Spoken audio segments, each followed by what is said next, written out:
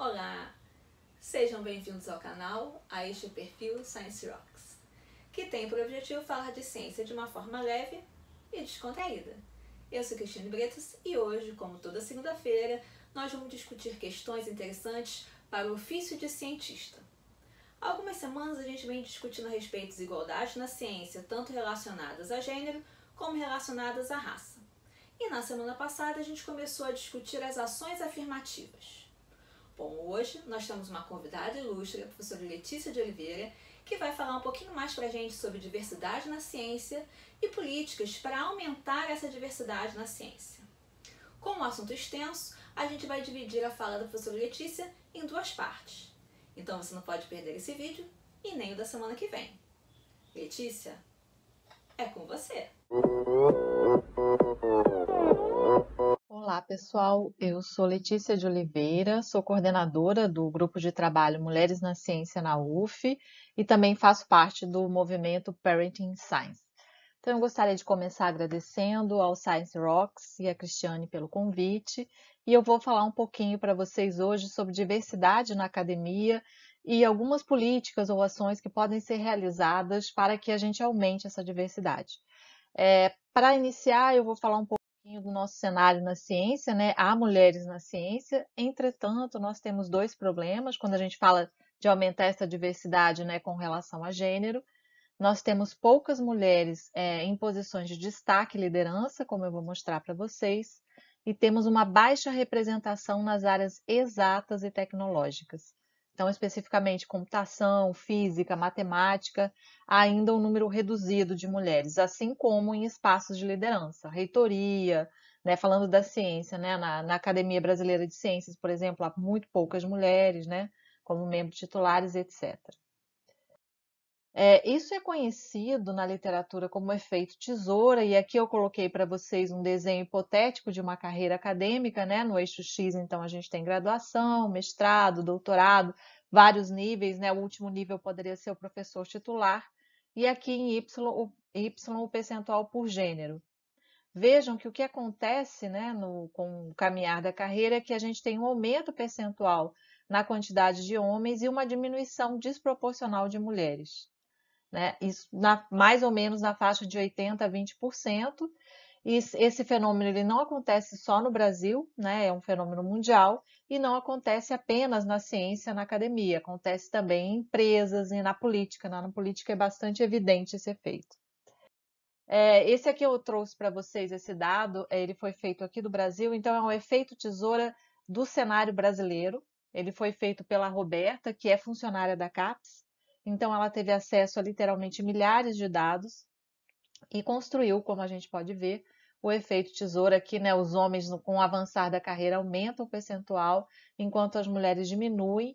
Vejam vocês, né? Nós não tivemos nunca uma ministra da Ciência e Tecnologia ou uma mulher presidente da Academia Brasileira de Ciências, apesar da academia ser uma instituição centenária, né? Então, fica bastante clara essa redução das mulheres, especialmente nos espaços de liderança e decisão. Muitas coisas podem explicar esse efeito tesoura, essa segregação vertical, né? Aqui estão alguns exemplos. Então, a construção de estereótipos de gênero e raça, né? O viés implícito, que a gente chama, é uma dos fenômenos que explica essa diminuição de mulheres. Assédio dentro da academia, a divisão sexual do trabalho, né? Historicamente, as mulheres foram atribuídas aos cuidados, enquanto os homens estão mais relacionados às áreas tecnológicas.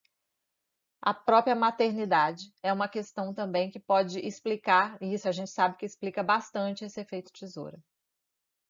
Um recorte bem importante da gente fazer é que um outro ponto onde há muito pouca diversidade, né, dentro da ciência, da universidade, da academia, é em relação à questão racial. Então, observem aqui vocês, menos de 3% dos docentes da pós-graduação são mulheres doutoras pretas, né? Então, se a gente olhar esse gráfico, vejam que mulheres pretas, né, docentes orientando na pós-graduação, são pouquíssimas e mesmo as pardas ainda são o percentual é muito reduzido, certo? Então, nós temos vários problemas de segregação dentro da academia, então nós temos menos mulheres em algumas posições, nós temos menos mães, né? As mulheres mães sofrem uma exclusão muito grande na academia, e as mulheres negras, uma exclusão ainda muito maior, tá? Então, só para passar para vocês esse cenário geral. E por que a gente quer mudar esse cenário? Por que a gente está querendo ter diversidade dentro da ciência e da academia? Primeiro, por justiça, né? Esse motivo já seria por si só suficiente, porque nós mulheres somos metade da população brasileira, e os negros, né, incluindo aí pretos e pardos, né, critérios do IBGE, são também mais da metade da população brasileira. Então, só por isso seria suficiente. Mas, além disso, há vários estudos mostrando que a diversidade leva a uma melhor eficiência. E não por acaso, já várias empresas, né, observaram que a diversidade no seu conselho diretor, né, aumenta o lucro. Então, já há várias evidências de que não é só uma questão de justiça, é uma questão de eficiência. E aqui eu trago para vocês um trabalho, entre tantos, que foi publicado na PNAS em 2017, que faz uma revisão, e o título diz o seguinte: a diversidade de gênero leva a uma melhor ciência. Isso pode até parecer óbvio, porque, na verdade, a diversidade amplia, né, os pontos de vista, as questões levantadas e até as áreas investigadas pelos pesquisadores. Então, há evidências de que, se houver mulher coordenando, né, mulheres coordenando as pesquisas, por exemplo, o fator gênero tem mais chance de ser incluído nessa pesquisa, né? Então, é só para dar um exemplo entre tantos dessa questão da importância da diversidade. E o que fazer, então, para aumentar essa diversidade dentro do espaço acadêmico? Eu vou dar aqui alguns exemplos de políticas e ações nas quais eu estou mais diretamente envolvida, apenas como exemplo, entre tantas outras possibilidades, né? A primeira coisa, quando a gente pensa em políticas e ações, são as políticas de ações afirmativas, né? Quando a gente pensa em aumentar a diversidade dentro da universidade, da academia. Essas políticas de ação afirmativa que ocorreram até agora, elas foram muito importantes realmente para que aumentasse a inclusão, principalmente de negros dentro das universidades. E aqui é só para dar um exemplo para vocês, essa portaria de 2016, de maio de 2016, dizia que as universidades teriam um prazo de 90 dias para apresentar propostas para a inclusão de negros, incluindo pretos e pardos, indígenas e pessoas com deficiências nos seus programas de pós-graduação. Então, foi uma portaria lançada pelo governo em 2016 que dizia para as universidades: olha, elaborem um plano de ação, façam um grupo de trabalho e elaborem um plano de ação para incluir, para aumentar a inclusão na pós-graduação de negros, né? Isso foi bem importante, essa portaria ainda está em vigor e, de fato, vários programas de pós-graduação, universidade, passaram a discutir políticas de ação afirmativa. Lembrando sempre que política de ação afirmativa é muito mais do que cota ou reserva de vagas, né? É uma série de políticas, inclusive de permanência, né? Porque não basta colocar essas pessoas que são excluídas dentro da universidade ou dentro da ciência, elas precisam permanecer, né? Então, essa é uma outra questão.